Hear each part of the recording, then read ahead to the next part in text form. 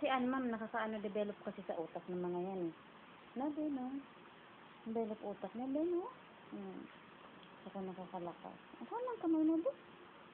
Sige, mag-burp na ito, ha? Para palitan na ng damit mo.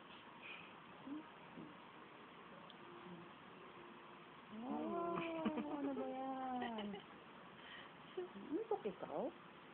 Talaga? Sinantok yung prinsesa mo yan?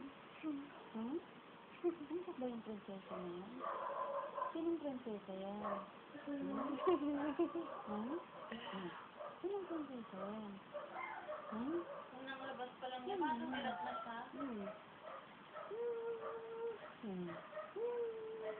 Tingnan mo, alam niya nilalaro ko eh. Diba? Oo, may... Ay, binibidyo ikaw? No?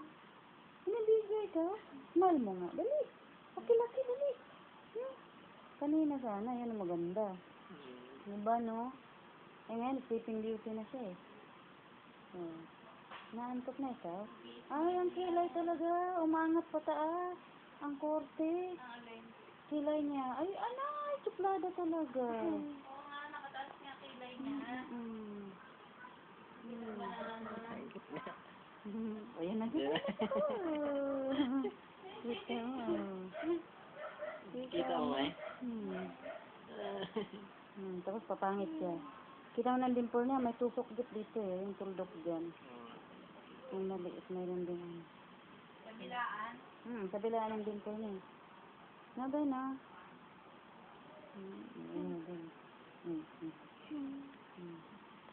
Marunong siya pakit eh. Wala namang pang-akit nila eh. Kasi para daw alagaan sila.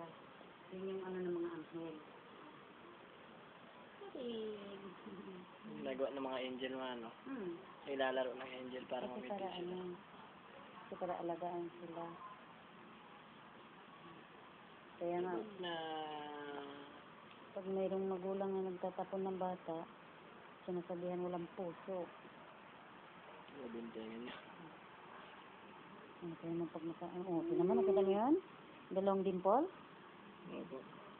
Tuldok-tuldok. Mas malaki yung nandun sa kabila. Alam mo, kung ano naman yung mayroon sa napunta sa anak. Ayaw naman mag-bet. Bet, may ka bet? Bet?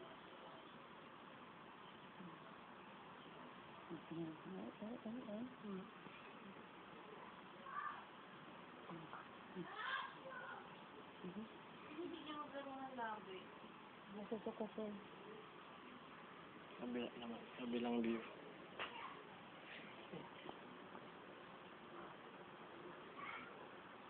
Ang kilay ba niya kung makataas? Hindi niya magtaas ng kilay.